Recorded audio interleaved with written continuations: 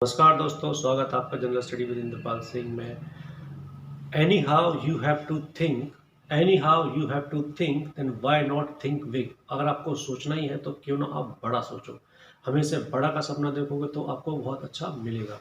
ठीक है दोस्तों, तो आज मैं आपको बताने जा रहा हूँ यूपीपीएससी के प्री के सिलेबस के बारे में। उसमें पेपर 1 में क्या सिलेबस होता है, पेपर 2 में क्या सिलेबस होता है, सारा डिटेल में मैंने लिख रखा है, वो आपको एक्सप्लेन करूँगा। ठीक है दोस्तों, तो स्टार्ट करते हैं। ये है UPPSC exam syllabus, pre exam syllabus का। ठीक है, ये पेपर 1 है, ये पेपर 2 है। पेपर 1 जनरल स्टडी का है और पेपर 2 सी सेट का। सी सेट मतलब सिविल सर्विसेज एप्टीट्यूड टेस्ट। अब आप देखिए, फर्स्ट पेपर के बारे में डिस्क्राइब करूंगा पहले, फिर सेकंड पेपर के बारे में आपको बताऊंगा। तो स्टार्ट करते हैं फर्स्ट पेपर के बारे में। देखिए, पहला पॉइंट क्या है, current event of national importance, current event of national and international importance. मतलब जो करंट अफेयर होता है वो आपके बारे में सब पूछा जाएगा पेपर में। करंट अफेयर आज के टाइम में ऐसा है, करंट अफेयर यूपीपीएससी का पेपर क्लियर करना चाहते हैं तो एटलीस्ट आपको 1 साल का करंट अफेयर तो आपको पढ़ना ही पड़ेगा, जो 1 लाइनर करंट अफेयर होता है। ठीक है दोस्तों, अब आते हैं सेकंड के बारे में। सेकंड टॉपिक क्या है, सेकंड टॉपिक है Indian history and national movement.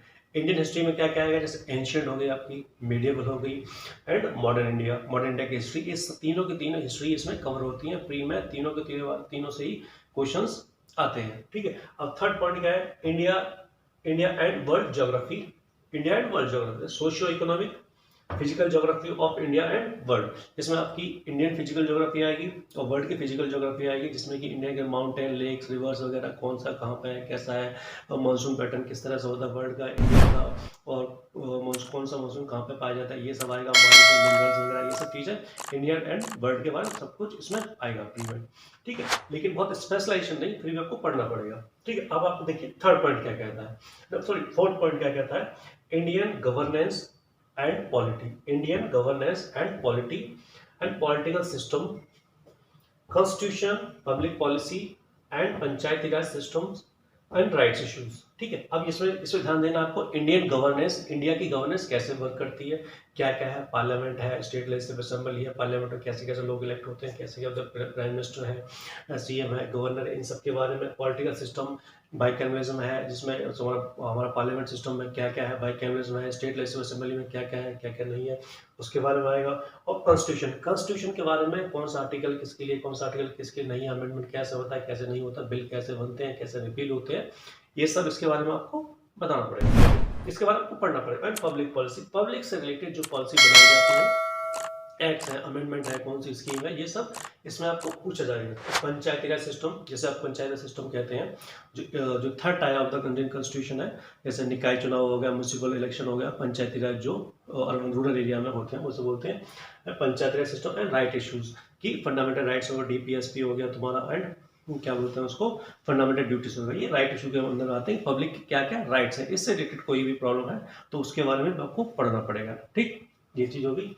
अब आप देखिए social economic development, social economic development जिसमें आता है डेमोग्राफिक्स, ठीक है, sustainable development, poverty and social sector scheme. Socio economic development, socially and economically public को कैसे डेवलप किया जाए, कैसे डेवलप करना है, कौन सी स्कीम चलाई, कैसे स्कीम चलाई, जिसमें डेमोग्राफिक मतलब पॉपुलेशन को कितनी ग्रोथ हुई, कितनी ग्रोथ नहीं हुई, कितने लोग मरे, कैसे क्या हुआ, कौन कौन सी स्कीम निकली, कौन सी स्कीम में कितना वर्कआउट किया, इस सब के बारे में आपको इसमें थोड़ा सा पढ़ना पड़ेगा। ठीक है, सस्टेनेबल डेवलपमेंट, आपको डेवलपमेंट तो करना है लेकिन एनवायरनमेंट पे कोई इफेक्ट नहीं आना चाहिए, ये आपको इन सब के बारे में आपको पढ़ना पड़ेगा। जो सिलेबस में है, इंटरनेट से या न्यूज में आता है, उन सब चीजों के बारे में आपको पढ़ना पड़ेगा। ठीक है, poverty and social sector scheme, poverty को कैसे एलिवेट करना है, कैसे वो इंडिया की जो पॉपुलेशन है उसकी इनकम ग्रोथ को बढ़ाना है। ठीक है, और कैसे सोशल सेक्टर की जो स्कीम जो सरकार, स्टेट जो सेंट्रल गवर्नमेंट, स्टेट गवर्नमेंट जो लॉन्च करती है, उसके बारे में आपको थोड़ा थोड़ा सा पढ़ना पड़ेगा। ठीक है, और अब आता है ये वाला पॉइंट, एनवायरमेंट, इकोलॉजी, एनवायरमेंट, ये लिखा है एनवायरमेंट, उसके बाद ecology, CMC, climate change, biodiversity and general issues, इससे रिलेटेड जनरल इश्यूज, ये बहुत ही इंपॉर्टेंट है। आजकल वो एनवायरनमेंट से बहुत ज़्यादा क्वेश्चन आने लग गए हैं। इसमें क्या एनवायरनमेंट इकोलॉजी, एनवायरनमेंट में कौन कौन सी कोई कॉन्फ्रेंस हुई, कोई समिट हुई, क्या क्या नए लॉज बनाए नेशनली इंटरनेशनली, ठीक है, क्लाइमेट चेंज कैसा हो रहा है, क्यों, कैसे आप उसे रोक सकते हो, कौन कौन से एक्ट हैं नेशनली इंटरनेशनली, और न्यूज़ में कौन कौन सा रहा है, इसके बारे में पढ़ना पड़ेगा। बायोडाइवर्सिटी बहुत ही इंपॉर्टेंट है जो आज के टाइम में चल रहा है। इससे रिलेटेड कौन कौन से इश्यूज हैं डे टू डे लाइफ में इंडिया में तथा एंड वर्ल्ड में कौन से इश्यूज आ रहे हैं, तो उन सब के बारे में आपको, इन तीनों के बारे में आपको पढ़ना पड़ेगा। जनरल इश्यूज पढ़ने पड़ेंगे डे टू डे लाइफ में क्या क्या होता है। ठीक, अब आता है तुम्हारा ये बता point general science. General science का यूपीपीएससी के प्री में बहुत बड़ा रोल प्ले होता है। देखा जाएगा आप एनसीईआरटी में पढ़ना चाहते हैं तो 6 to 10 तक की एनसीईआरटी पढ़ लीजिए, उसमें सारा का सारा जनरल साइंस आपका कवर हो जाएगा। अब जनरल साइंस में आपको पढ़ना क्या क्या है, जैसे कि विटामिन, कौन सी विटामिन किसने डिस्कवर की, कौन सी विटामिन का पर्पस क्या है, ठीक, एंजाइम्स क्या होते हैं, एंजाइम्स कौन सी, एंजाइम्स का वर्क क्या होता है, ठीक है, हमारी बॉडी की फंक्शनिंग में कौन कौन से, जैसे हार्ट है, ब्रेन है, इन सब के छोटे छोटे बॉडी के जो फंक्शंस होते हैं और जो ऑर्गन्स होते हैं उनके वर्क के बारे में पूछा जाता है। बहुत जनरली, थोड़ा सा बहुत डीप में नहीं, पर जनरली थोड़ा वैसा ओवरव्यू पूछा जा सकता है, ठीक है। और तुम्हारे कौन से इलेक्ट्रॉनिक्स में, फिजिक्स में, केमिस्ट्री में कौन कौन सी किसने इंपॉर्टेंट इंस्ट्रूमेंट है, उसकी डिस्कवरी किसने करी, प्रोटीन की डिस्कवरी किसने करी, एंजाइम की किसने करी, और छोटे छोटे इंस्ट्रूमेंट्स होते हैं उसके बारे में, डिस्कवरी के बारे में पूछा जा सकता है। और इससे रिलेटेड करंट इवेंट में कोई भी चीज हुई है नेशनली, चला नेशनली तथा इंटरनेशनली, उससे भी क्वेश्चन आ सकते हैं इसमें, ठीक है।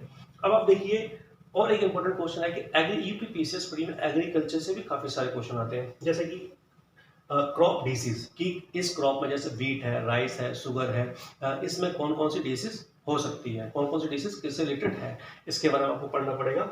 और प्लांट की वैरायटी, ये जो प्लांट की, ये प्लांट किस वैरायटी, ये जो इसमें लेटेस्ट डिस्कवरी हुई है कोई प्लांट में, ये किस, ये इस प्लांट की क्या वैरायटी है अगर लेटेस्ट डिस्कवरी हुई है, ठीक। एंड सीड की वैरायटी, सीड मतलब जो बीज होते हैं उनकी भी नई नई वैरायटी इजाद होती रहती है डिस्कवरी में, जो करंट अफेयर्स में, वो आपको देखना पड़ेगा, पढ़ना पड़ेगा। तो crop disease and it's variety, ये भी बहुत ज्यादा इंपॉर्टेंट है, जो लेटेस्ट करंट अफेयर में आ रहे हैं उनसे रिलेटेड आपको पढ़ना पड़ेगा, ठीक है। और आप इंपॉर्टेंट यूपी बजट पे भी बहुत ध्यान देना आपको, जो यूपी का बजट है उसमें भी क्वेश्चन आ सकते हैं, और सेंटर के बजट से भी बहुत सारे क्वेश्चन इसमें आते हैं। इसे आपको इग्नोर नहीं करना, छोड़ना बिल्कुल नहीं, इसे भी जरूर पढ़ना। और इकोनॉमिक सर्वे से भी कभी कभी क्वेश्चन पूछे जा सकते हैं, ठीक। अब लास्ट पॉइंट ये है, आप करंट अफेयर, जो ऊपर वाला पॉइंट था वही इसमें लिखा है, करंट अफेयर्स। एक साल का करंट अफेयर आप मिनिमम तो आपको पढ़ना ही पड़ेगा, वन लाइनर वाला, चाहे नेशनली चाहे इंटरनेशनली, बोथ का पढ़ना पड़ेगा। और स्पेशली इसमें यूपी का करंट अफेयर भी इसमें इन्वॉल्व